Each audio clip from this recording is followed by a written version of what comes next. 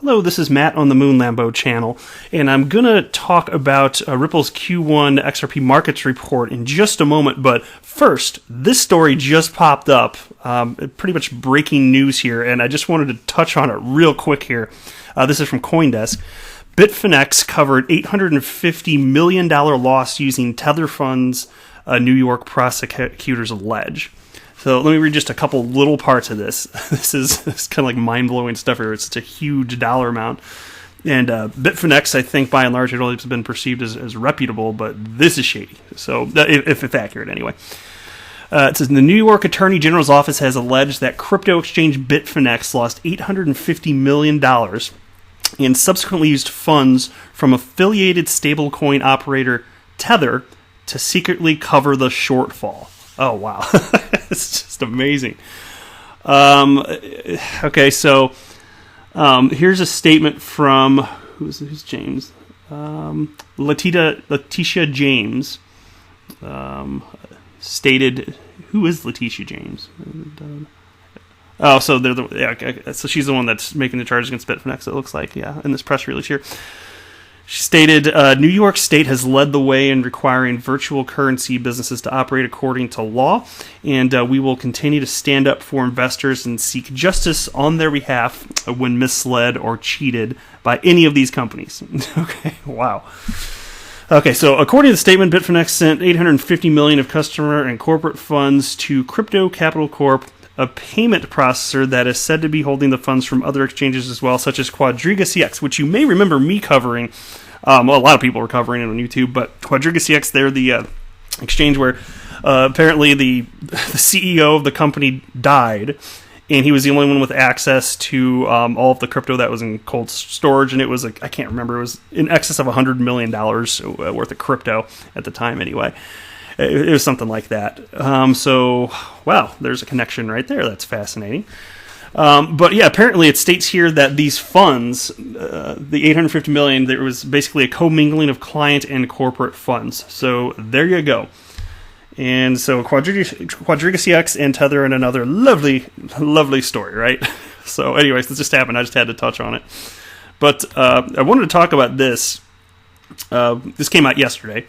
I love reading this quarterly. It's always neat to see the changes, and not even just that for me, like, okay, so the dollar figures, they can be kind of neat to see at, kind of barometer of like the health of the XRP market, if you will, but they usually have some other little developments in here and other things that they like to cite beyond just the numbers. So let me cover a few things, and I'll tell you my thoughts on this. So Ripple sold 169.42 million XRP in the first quarter of 2019, right? And so here's the sales summary, dollars and millions, and the volume. Now, the volume is fascinating to me. So over the last half year, so Q4 and Q1, roughly, in terms of volume, it's been essentially flat. Okay, technically it went down a hair in Q1 over Q4, but the market was...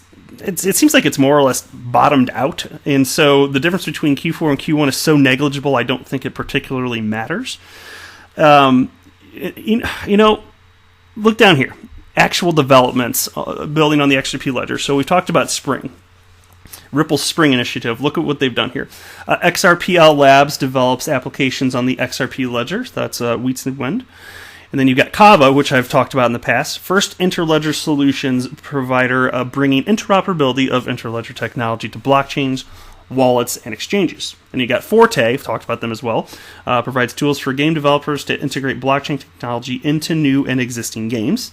And you got Bolt Labs, builds payment channel implementations using zero knowledge proofs, blind signatures, and commitments. Now, the thing that I always love about Spring is when they put money into, when Spring Initiative puts money into anything, XRPL Labs, Kava, Forte, whatever it is, one of the requirements is always that it's to help support a thriving XRP ecosystem. So even though we don't know the nitty-gritty details about necessarily all of the projects involved here, if it's Spring, just think that that's something that's going to get result in XRP actually being used, big picture, even if not immediately. And, of course, if that's good for the XRP ecosystem, what do you think it's going to do long-term in terms of price action for XRP, especially as more people jump in, because we're not going to be in a bear market forever. This is an asset class that is staying here forever. Crypto period, has staying power, my firm opinion, and I think that XRP is going to be one of the winners. There will be a number of different winners, don't know how many, but XRP is going to be one of them, and that's why I love seeing this stuff here.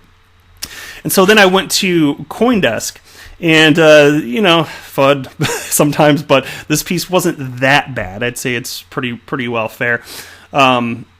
What did they title this? Ripple says sales of XRP cryptocurrency grew 31% in Q1. Okay, so get here. Here's the part where it gets negative, though. They wrote, it's not all good news, though. The total volume of XRP traded globally decreased by about 2% to reach 53.85 billion in Q1, as compared to 54.82 billion in Q4 of last year.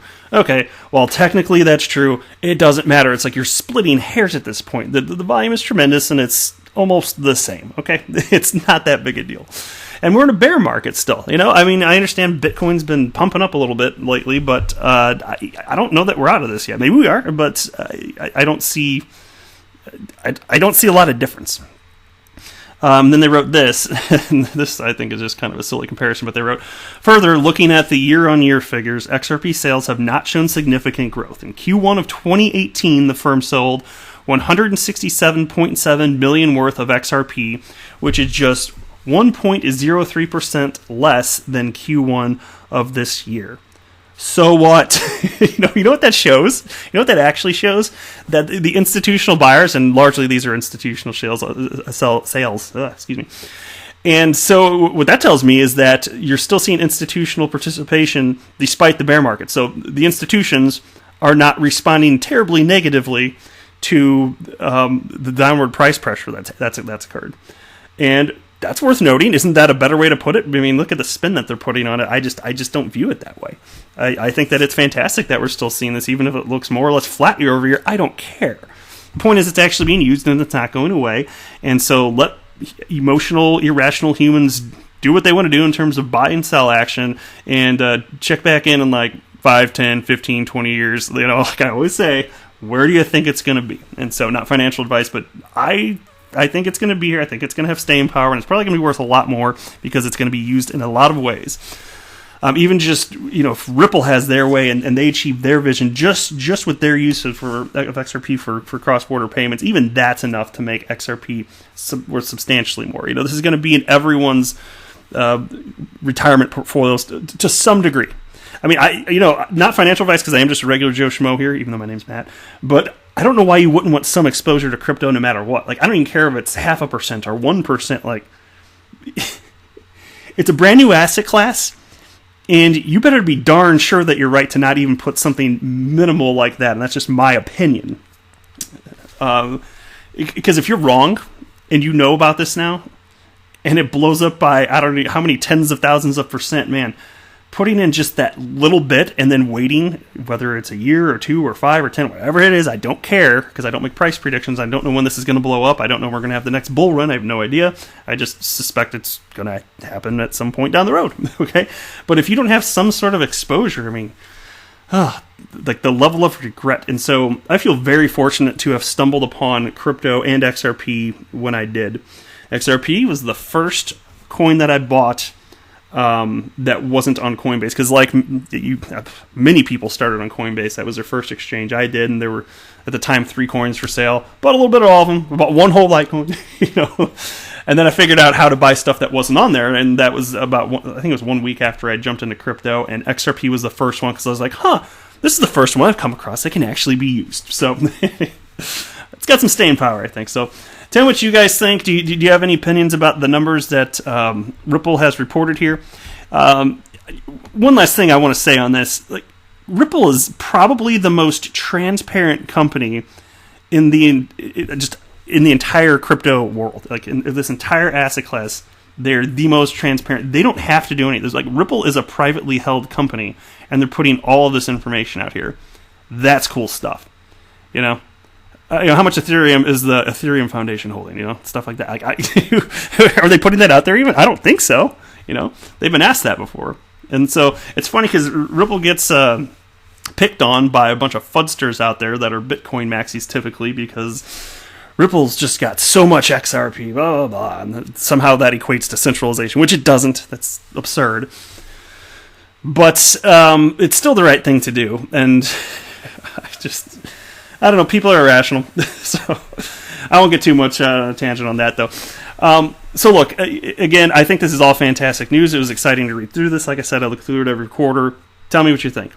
I am not a financial advisor. Do not buy or sell anything because of anything that I say or write. That would be a very, very, very bad idea. Thanks for listening.